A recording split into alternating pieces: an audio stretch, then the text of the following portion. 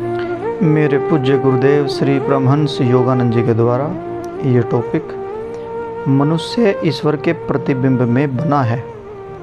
आप ईश्वर का एक प्रतिबिंब हैं।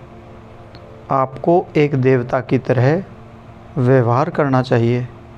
लेकिन होता क्या है, प्रातःकाल पहली बात यह होती है, आप क्रोधित होकर शिकायत करते हैं, मेरी चाय या कॉफ़ी ठंडी हो गई है। इससे क्या अंतर पड़ता है?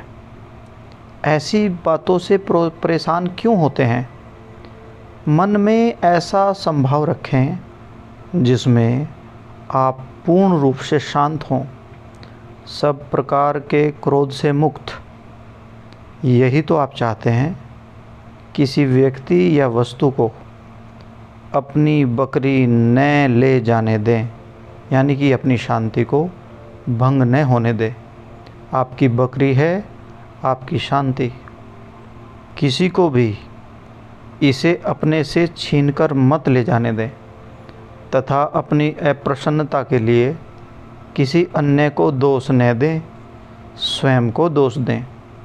यदि आपके साथ दूसरों द्वारा दुर्व्यवहार किया जाता है तो दोष स्वयं में ढूंढें और आप प्रत्येक के साथ व्यवहार करना और अधिक सरल पाएंगे।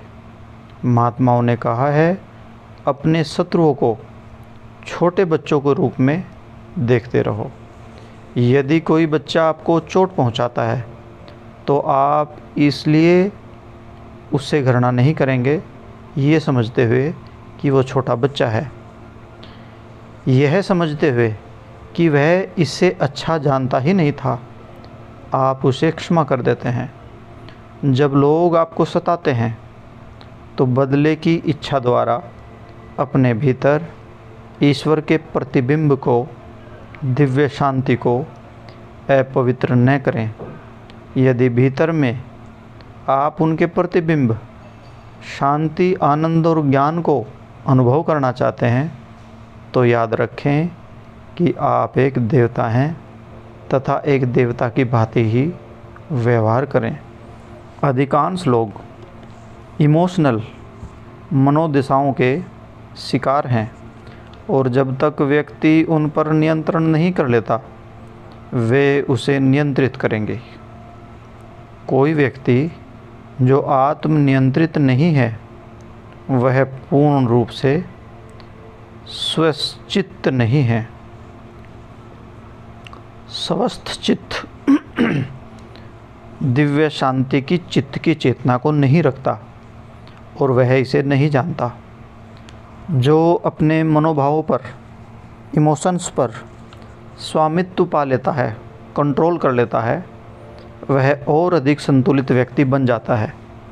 यह एक अद्भुत दृश्य घटना है कि व्यक्ति को जानबूझकर कुछ ऐसा करने के लिए जिसे वह अपने सर्वोच्च हित के विरुद्ध समझता है, फुसलाया नहीं जा सकता।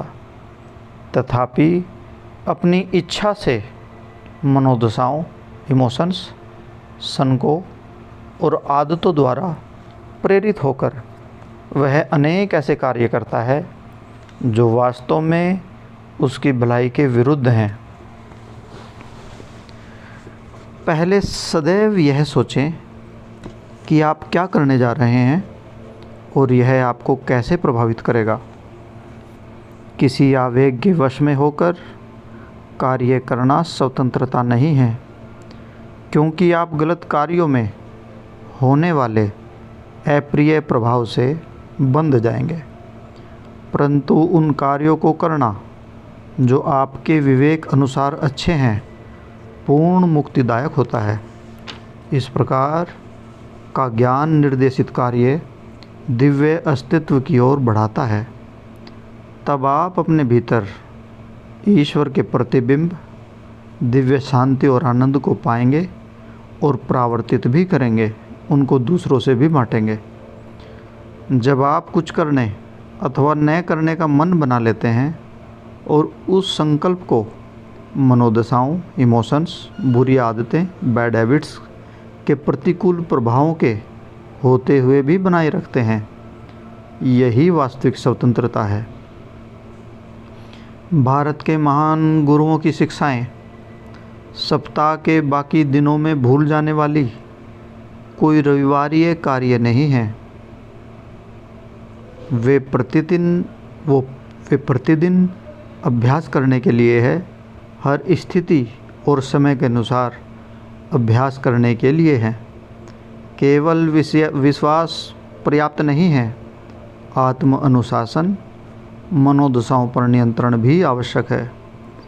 भारत के गुरुओं द्वारा दिया गया प्रशिक्षण शिष्य को यह दिखाने के लिए है कि निशर्त रूप से प्रसन्न और कष्ट और परिवर्तन द्वारा अस्पर्शित किस प्रकार हो सकते हैं, समस्याओं और परिवर्तनों के होते हुए भी किस तरह अपने मन को ईश्वर की एकता के साथ स्थापित करके रखा जा सकता है।